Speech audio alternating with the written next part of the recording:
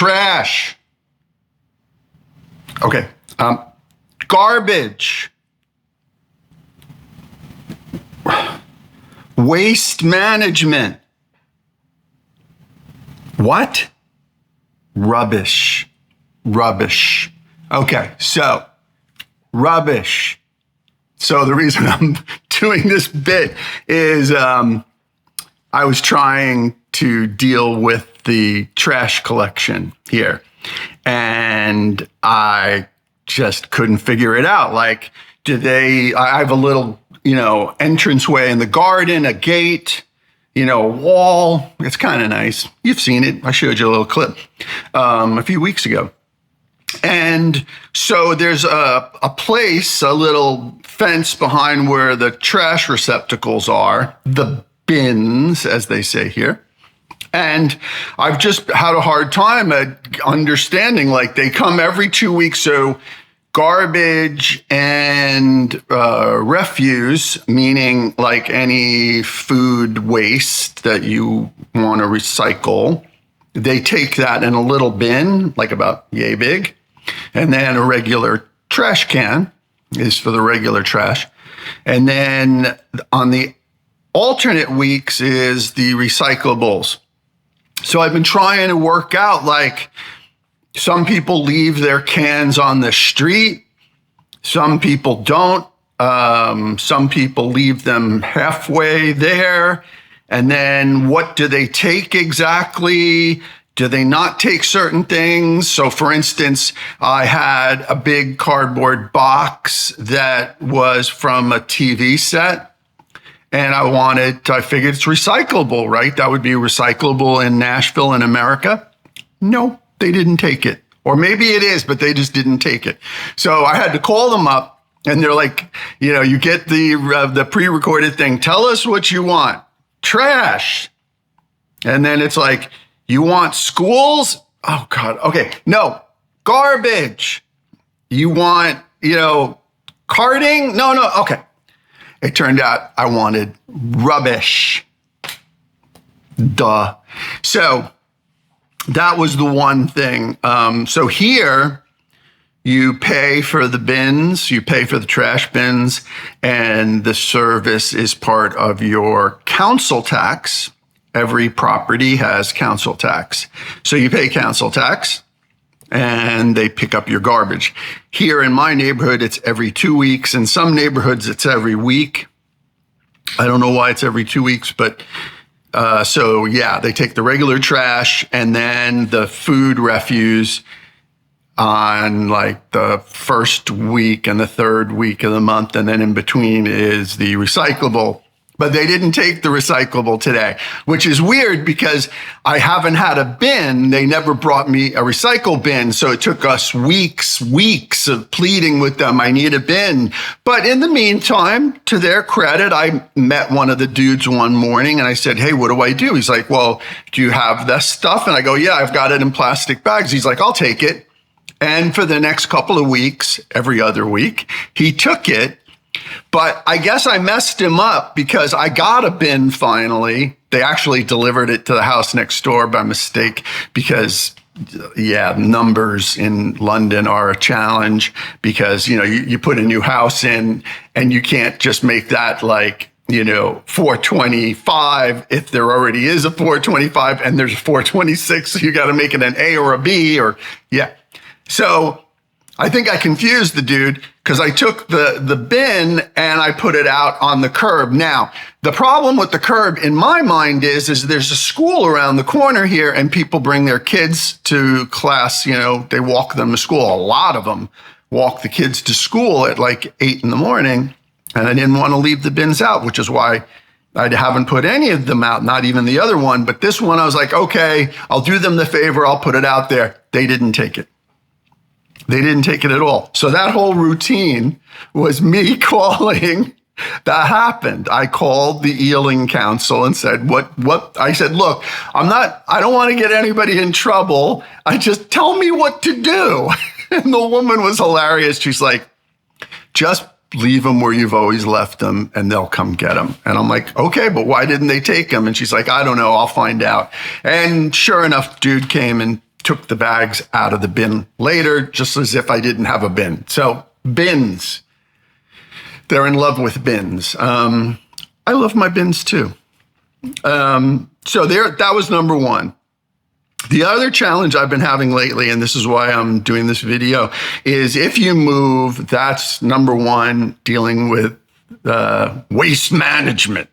I felt like saying, hey, I'm half Sicilian. I know a lot about waste management. I don't know if they would have got it. And so the other one was getting a bank account. Now, if you want to get a bank account in another country, it can be really challenging. I went to, this is the third bank I've gone to. I finally got an account today, although they couldn't verify it. Now, why? So my visa, this is what you got to consider. My visa is tied to my Italian passport because that's where my biometrics were.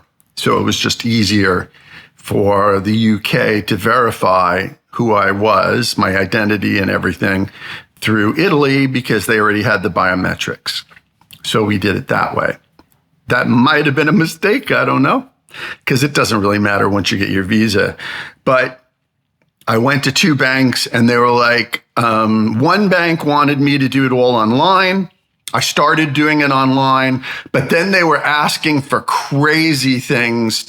They wanted me to make a video of myself and then take pictures of all of my IDs, but the pictures had to be with a specific software. So I was like, yeah. And that bank didn't have a local branch. So then I tried to go to the bank we had 8 years ago. They're not here anymore either. So I had to do a lot of research, and you should do your research to find out what banks are good for expats, what banks are good and service outside of the country you'll be living in. So that's what I did. I found out which ones are rated really well by people here in the UK, but also for use outside of the UK. So I finally found that bank, and I went to that bank last week and I gave them all the pay. I gave them, receipts of stuff I'd purchased for here, the copy of my lease, both of my passports, and mail I've received since I got here. And you know what they said to me?